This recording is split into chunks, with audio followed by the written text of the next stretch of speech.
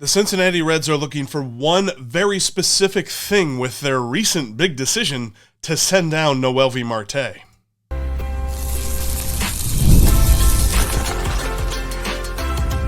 You are Locked On Reds, your daily Cincinnati Reds podcast, part of the Locked On Podcast Network, your team every day.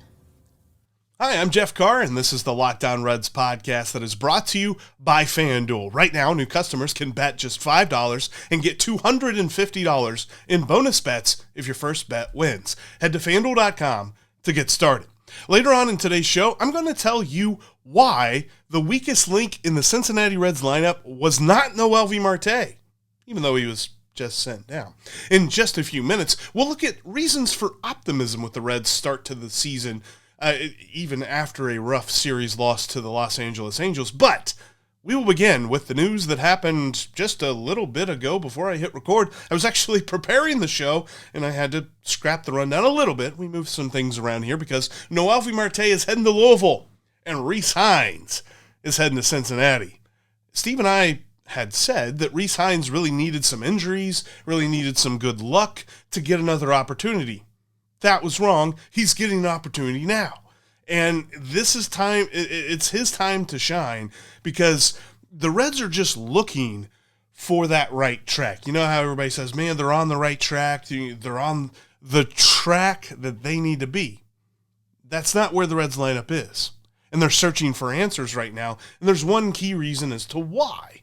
And Noelvi Marte was sent down for a myriad of reasons. One of them I don't think we will ever learn. I think that there has to be something with the way that he was approaching the process of the game or something. Just the way that he was preparing for ball games, the way that he was going about his business. Otherwise, I don't think the Reds make this move this quickly. Tito saw something. And this is me reading between the lines, right? That this wasn't reported or anything like that. But the way that I kind of see this as, there's got to be more to it than just his statistics through 16 games. The Reds really kept this dude up for his bobblehead day and then sent him down? If they were going to send him down, there's so many questions that I have. So I feel as though there's got to be something behind the scenes that we're not privy to that this decision was made for. But the reason that the Reds made this statistically is because the lineup is not hitting the ball hard. Period. Like, we can talk about batting average on balls in play. The Reds are actually kind of low in that number. They're getting unlucky. And so I think that a renaissance is coming here soon. But one of the things that they're not very good at is hitting the ball hard. Last season, the Reds were 28th in hard hit rate in the major leagues. Right now, through 16 games, 2026, they're 29th. Noelvi Marte was not helping that. Noelvi Marte had a hard hit rate of 31%. League average right now is 39%. So he just wasn't hitting the ball. The other part that really got Noelvi Marte, if you want to look at the numbers and the things that we can actually see, the other thing that got him sent down was the fact that he was swinging at pitches outside of the zone at an astronomical rate. His chase rate is 47.4%. That's ridiculously high.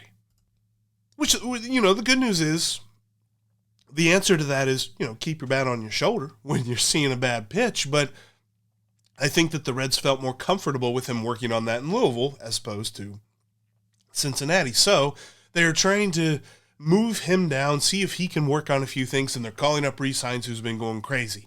I'm not going to quote his AAA statistics to you because they do not matter.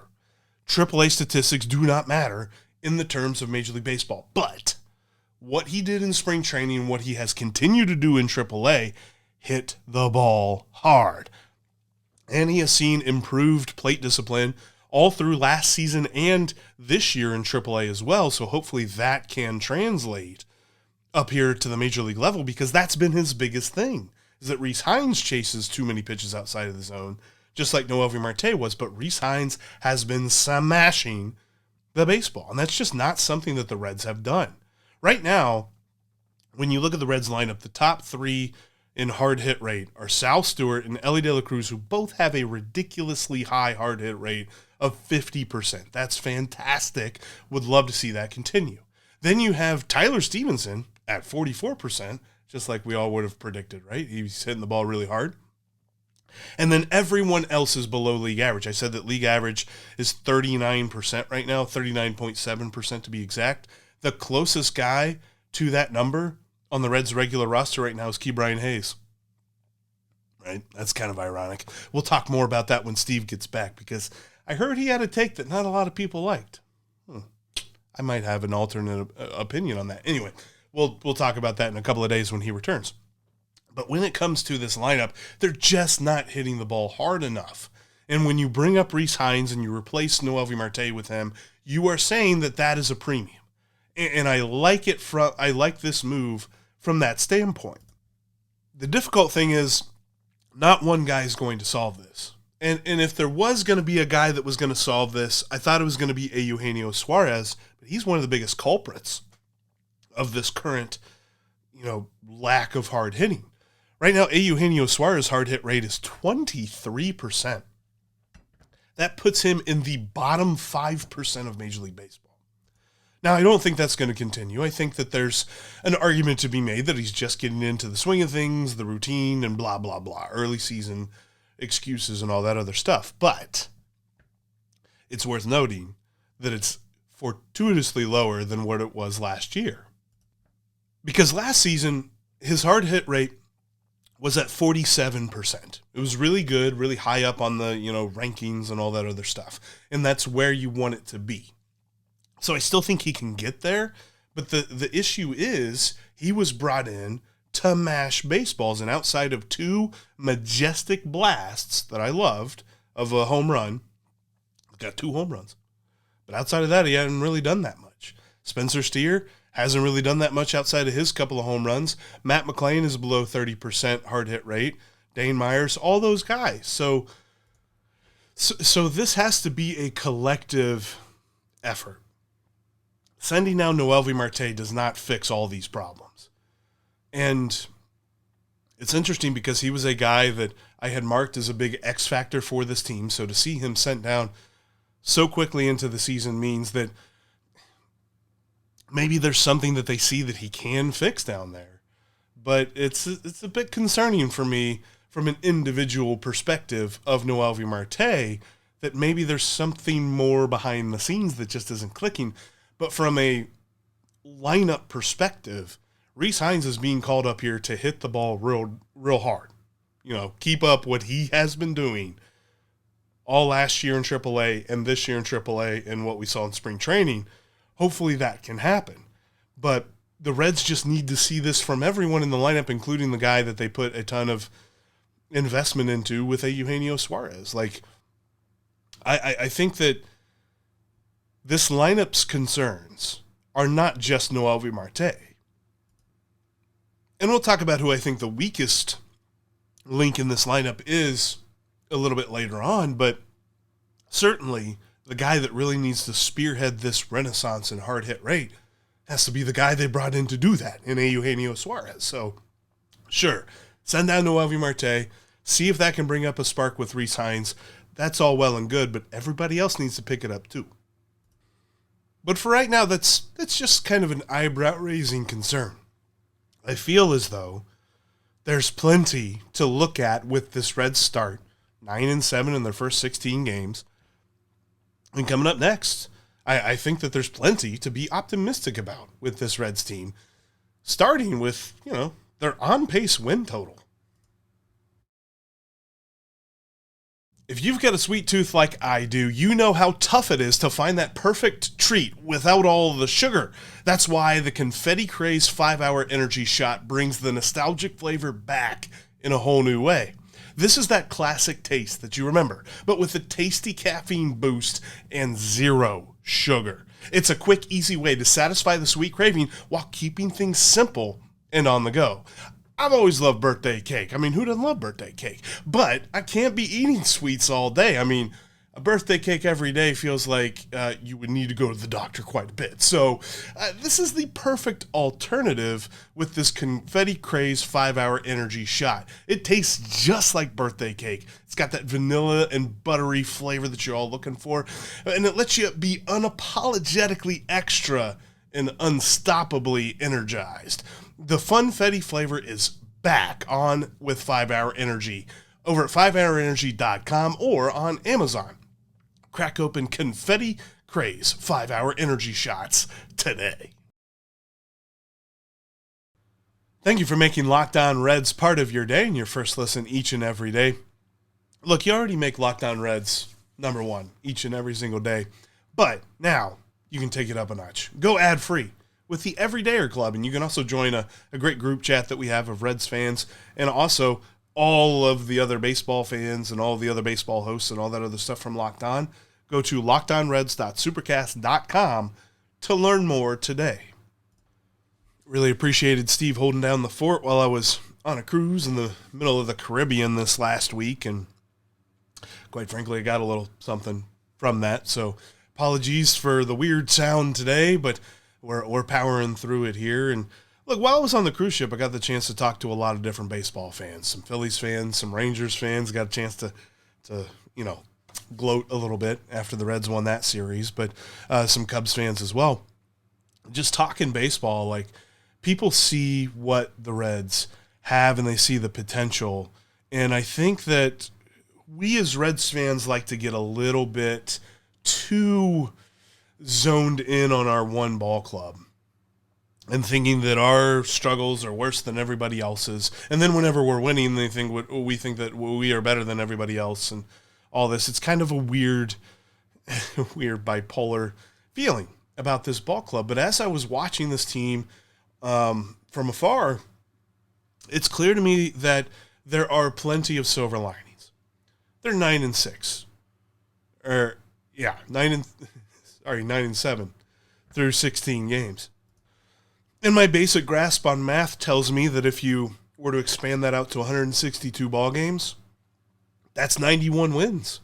So yeah, there's definitely flaws, and we're talking about some of those flaws here today. We'll talk about the weakest link in the lineup in just a minute, but the Reds are on pace for 91 wins if they just keep doing what they're doing. And the lineup's going to get better. Andrew Abbott and Brady Singer are going to get better. And I firmly believe that Emilio Pagan and Pierce Johnson are going to get better, but there's plenty of silver linings, of course, starting with Elly De La Cruz and Sal Stewart, who are going crazy at the plate.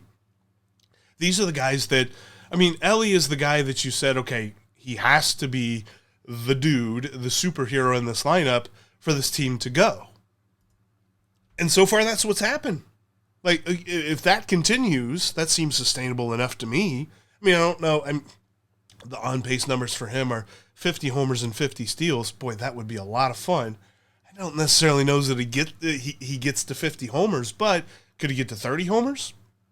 I firmly believe that's a possibility. And then Sal Stewart was a guy that we're like, boy, if he could really go, then this lineup could really go. It's just outside of those two dudes, nothing else has happened. But I think that there's a lot of outlier stuff. I think that there's a lot of things that can get better just based on water finding its level. Some guys have batting averages on balls in play that are astronomically low. A little bit of a teaser to the point that I will make when I talk with Steve next about Ke'Bryan Hayes, is that Ke'Bryan Hayes, as of the off day on Monday, has a BABIP of 086. League average is near 300, so that's definitely going to come up. But I firmly believe that there's plenty of things that are going to right themselves. But it's clear that the Reds are not playing their best ball, and yet they have a .560 win percentage. If you can play mediocre baseball but still have a winning record, that means you're a pretty good ball club.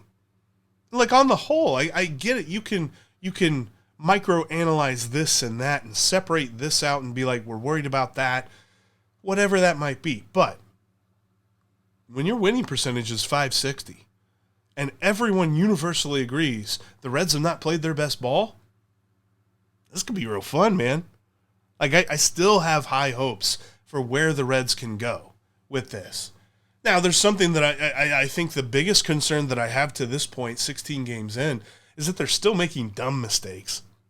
I mean, Noelvi Marte, and I forgot to include this when I was talking about him getting demoted, got just a horrible toot bland yesterday. Brent Suter picks him off on just a play that looked ridiculous. It looked like Noelvi Marte forgot where he was for a minute. But it's these low-hanging fruit, super easy, bad errors, bad mental mistakes that we keep seeing the Reds make. If they can clean those up, then they're going to be fine. But that is a recurring problem with this team, so we'll see. Like, I'm kind of to the point. Remember last year? We had that whole thing of, like, 0 days without incident. You know, I had a picture of Terry Francona on there. Like, he preached that the Reds are going to play the game the right way. And throughout the whole season, there were issues. There are still issues now. I don't even know that I can put that on Tito at this point. Now I have the question of, are they capable of playing mistake-free baseball? So that's got to be a question that has to get answered fairly quickly. We cannot be going into June and July and seeing the Reds making these dumb mistakes, because once they do get into those important divisional games with the Cubs, the Brewers, the Cardinals, and more with the Pirates, I really think that we're going to see this unravel. So you've got to fix that. Got to see that. I think another part of them not having played their best baseball yet is that Andrew Abbott and Brady Singer, who should be the two best pitchers on the staff that are currently healthy, are not. Andrew Abbott has struggled, and so has Brady Singer, but there's still been some encouraging signs with both guys. They're still getting some good pitches in there. It's just that Andrew Abbott has had some issues with guys actually barreling up his pitches. He is a miss barrels, not bats kind of guy. Doesn't get a ton of swing and miss, but gets a lot of weak contact. There's been some hard-hit contact against him this year, which is slightly concerning, but I think that will right itself coming up here soon. And then Brady Singer's deal has just been luck of the draw. I think he's going to be okay. His fielding, independent pitching, his FIP is much lower than his ERA, so I think that things will get better there. But the fact that Chase Burns and Rhett Lauder have been the guys that are leading this rotation has been very encouraging from their point of view, but also from a larger perspective. You expect Andrew Abbott and Brady Singer will really pick it up here soon. And I think that those guys are going to be okay. But I think the important part with all of this is the bullpen depth is looking real. Because think about this. Caleb Ferguson went down before the season even started, and we're like, what does the left-handed side of this bullpen look like? Brock Burke and Sam Moll are looking good. Like, Brock Burke looks like he might even be better than advertised ever since coming over from the Angels in that trade, and Sam Moll looks like his old self. He looks like the guy, albeit there's still walk issues, and I know that cropped up on him on Sunday. But he is still very good at mitigating those on a mostly consistent basis. There's going to be those blow-ups every so often, but that's why these guys are relief pitchers and not starters. And so I think that the bullpen is looking really good. And by the way, Graham Ashcraft, his luck seems to have turned around. Remember, we talked about him last year as a guy who was misunderstood because he had a lot of underlying numbers, says he was a lot better than his actual numbers said he was. We're seeing it. So I'm buying the depth of this bullpen. And I think that there's going to be some things that right themselves as the season goes along. I firmly believe that this team is very close to being as good as they can be. And you don't want to play your best baseball in April anyway, but the fact that they haven't, and they still have this winning record, it's very encouraging. But coming up next, I'm going to tell you who the Reds' weakest link in the lineup is right now and why it wasn't Noelvi Marte yesterday and it isn't Noelvi Marte today. The NBA playoffs are here, and that means that every matchup, every possession, every second of the game is magnified, and every game can swing an entire series. Right now, FanDuel is giving new customers a great way to get in on the action. Here's what I like about it. You can bet just $5 and get $250 in bonus bets if your first bet wins. The app makes it easy to follow the action with player stats, trends, and matchups all in one place. I love checking out the lines each and every day. If you're talking about like a day before and maybe even an hour before, those lines move all the time, and it's the best place to go over at FanDuel to check out the point spreads, to check out, the different prop bets with like player assists, player point totals, and all that great stuff.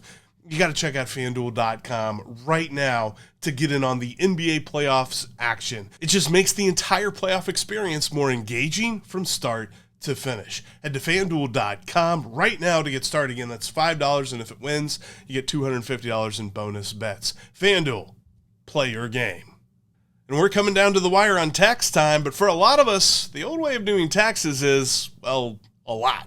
Trying to book an appointment that's not the most convenient, sitting in a waiting room with a stack of papers and emailing back and forth and wondering if they really get your situation. But this year, you're getting a major upgrade. Intuit TurboTax now has in-person locations nationwide. You can meet face-to-face with a real tax expert, and your documents get uploaded straight to your TurboTax app on the spot. And just like that, you're done. Your TurboTax expert works to get you every dollar that you deserve while getting you real-time notifications as you go about your day. It's the relief of walking in and meeting a real person and walking out knowing your taxes are being handled right. Head to TurboTax.com/local to find the store nearest you and book your appointment today.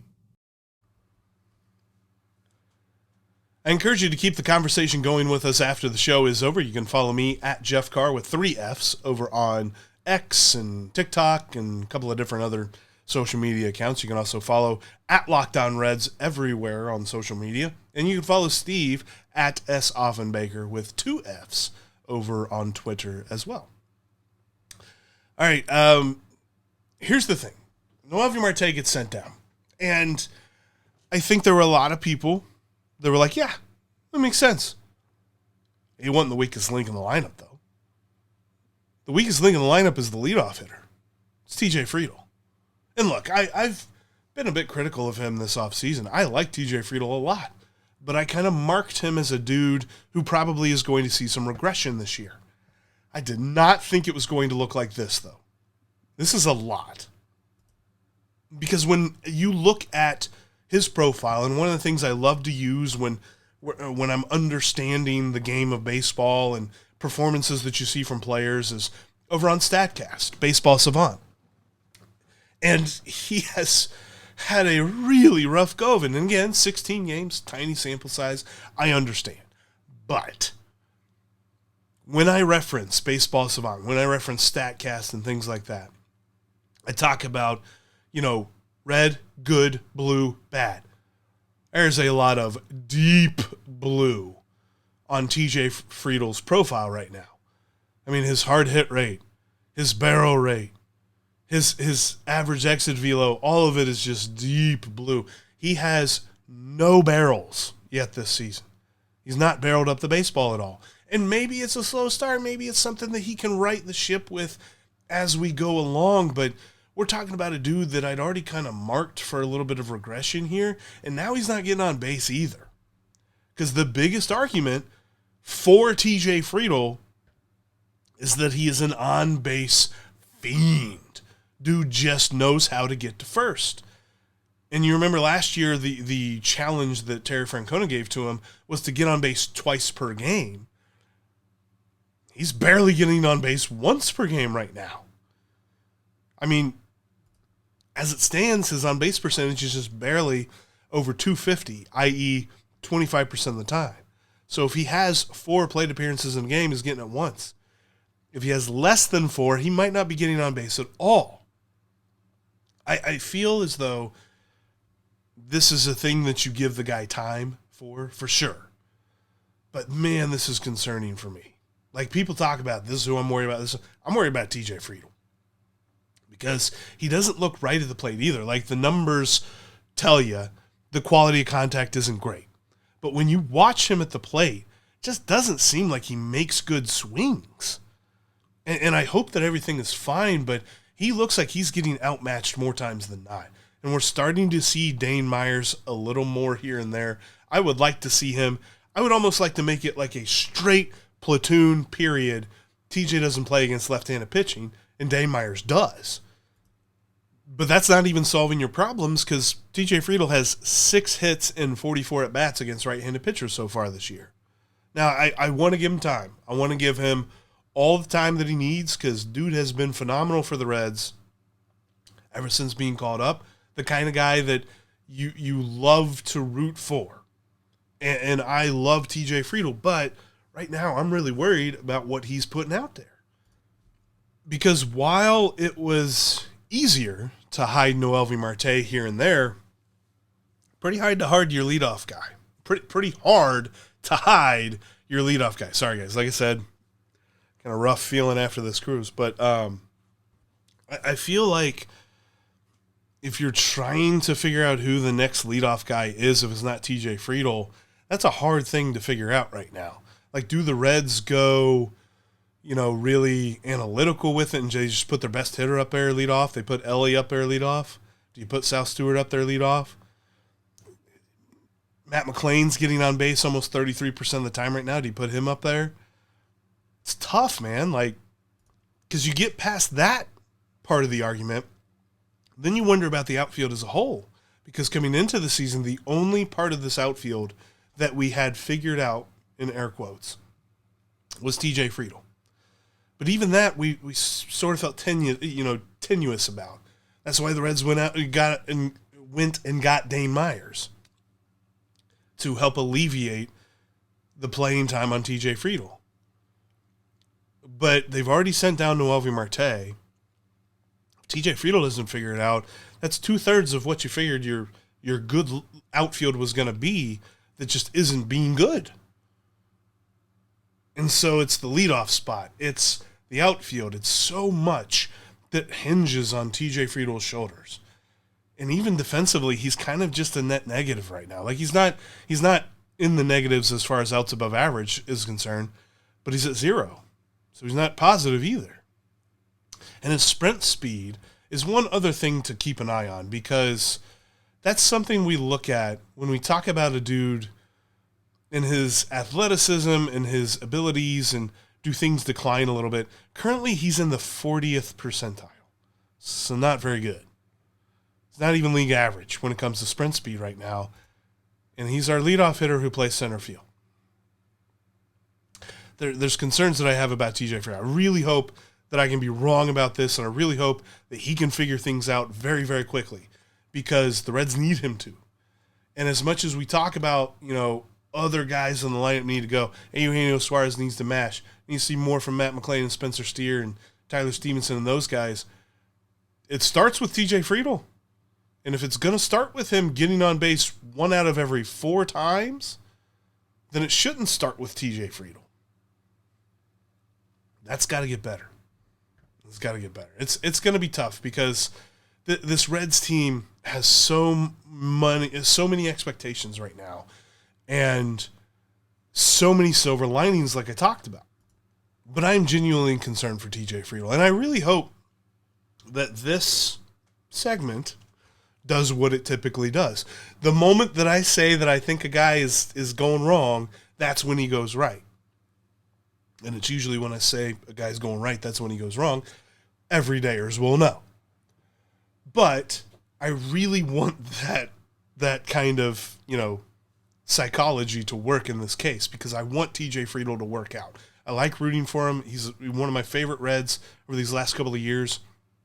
And when he is going, this lineup is so much fun to watch. But if we're starting out the first inning of every ball game with 1 out before Matt McLain steps up to the plate, then TJ Friedl cannot be the leadoff guy. He's got to get that worked out. And it's early on in the season. Things like that can still fix themselves, and silver linings may prove to be false, but whatever it might be, we've got you covered every single day right here on the Locked On Reds podcast. Thanks for tuning in to this edition of Locked On Reds. Hopefully tomorrow things are a little bit more cleared up for me. I'll be back with you again solo tomorrow, and then Steve will rejoin me on Wednesday. Steve's hiking out in the Hawaiian wilderness right now, but he'll be back with me, and we'll talk about Key Brian Hayes there in a couple of days. But we'll definitely get you set for this giant series tomorrow. So make sure you subscribe on all of your favorite podcast platforms. That way you don't miss anything that we've got coming for you all season long. Also, make sure you check out the Everydayer Club. Again, that's lockedonreds.supercast.com to learn more about that. But for now, just remember, that when it comes to Steve and myself, we will be locked on Reds every single day.